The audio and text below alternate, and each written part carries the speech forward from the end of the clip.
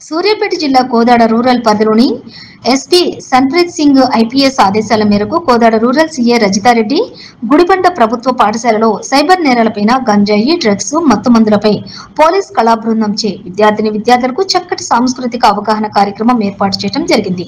ఈ సందర్భంగా సీఐ రజితారెడ్డి మాట్లాడుతూ జిల్లా ఎస్పీ సన్ప్రీత్ సింగ్ ఐపీఎస్ ఆధ్వర్యంలో సైబర్ నేరాలపై గంజాయి, డ్రగ్స్, మత్తుమందులు, గుట్కాపై పటిష్టంగా పనిచేస్తున్నామని తెలిపారు.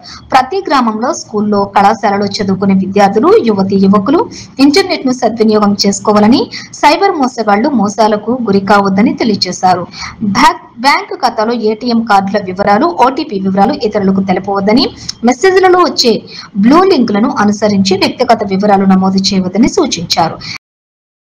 డిస్టర్బ్ చేసేసి దాంట్లో తెలియని యాప్స్ అన్ని డౌన్లోడ్ చేసుకొని గేమ్స్ ఆడి, పబ్జీ ఆడి చాలా మంది వాళ్ళ ప్రాణాలు కూడా పోగొట్టుకోవడం జరిగింది.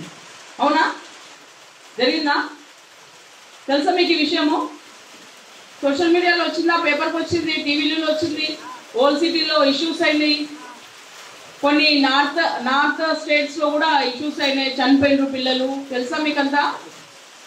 సో అట్లా మనము తెలియకుండానే మనము దానికి అడిక్ట్ అయిపోయి మన మానవ జీవితాన్ని నాశనం పట్టించుకుంటున్నాం. మీకేమనిపిస్తుంది? ఆ టైం వరకు నాకు ఫోన్ ఇవ్వకపోతే ఏదో కొంపలు మునిగిపోతే మా ఫాదర్ నన్ను డిస్టర్బ్ చేస్తున్నారు. ముఖ్యంగా రోజుకి ఇది మనం ఈ స్కూల్ స్థాయి నుంచే ఈ గంజాయికి అలవాటు పడి యువత వాళ్ళ భవిష్యత్తు ఖరాబ్ చేసుకుంటారు.